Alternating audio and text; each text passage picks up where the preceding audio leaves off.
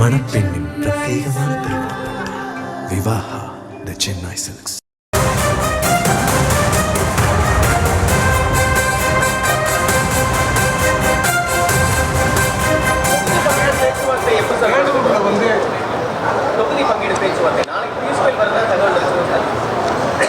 நாளைக்கு அவங்க வரல.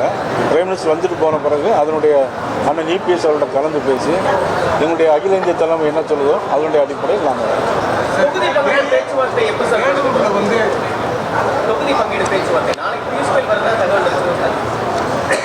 நாளைக்கு அவங்க வரல.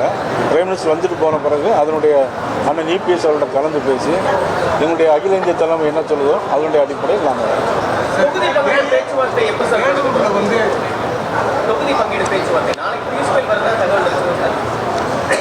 நாளைக்கு அவங்க வரல.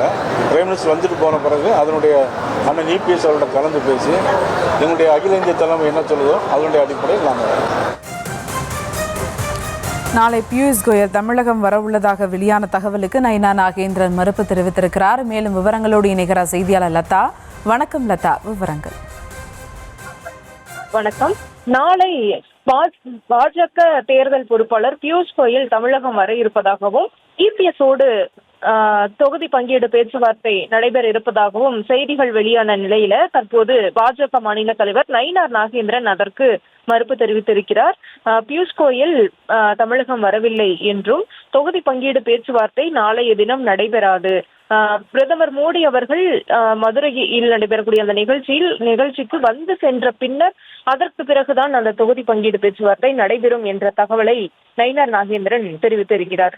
முக்கியமாக கூட்டணி எல்லாம் இறுதி செய்யப்பட்டு விட்ட நிலையில தொகுதி பங்கீடு பேச்சுவார்த்தையை இன்னும் முடிவு செய்யாமல் பாஜக அதிமுக கூட்டணி இருந்து வரக்கூடிய நிலையில பங்கீடு பேச்சுவார்த்தை என்ற கேள்வி எழுந்திருக்கிறது. சமீபத்தில் செய்தியாளர்களை சந்தித்த இபிஎஸ் கூட விரைவில் கூட்டணி பேச்சுவார்த்தையை தொடங்குவோம் என்று தெரிவித்திருந்தார். இதற்கிடையே ஒருபுறம் திமுகவும் தொகுதி பங்கீடு பேச்சுவார்த்தையை தொடங்கி தீவிரப்படுத்திக் கொண்டிருக்கிறார்கள்.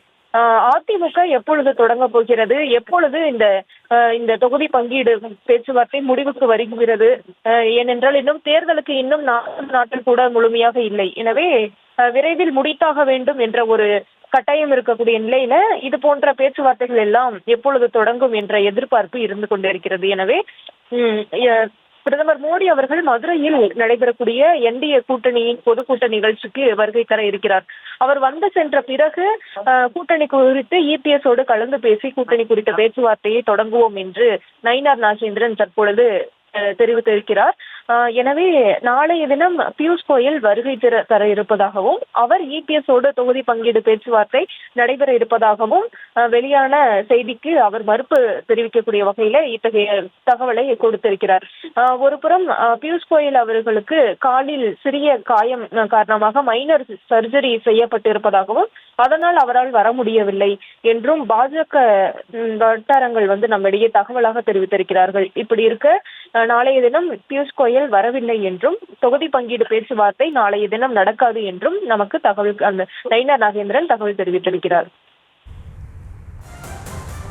விவரங்களுக்கு நன்றி லதா. மணப்பெண்ணின் பிரத்யேகமான திருமணம் விவாஹா தி சென்னை சில்க்ஸ்.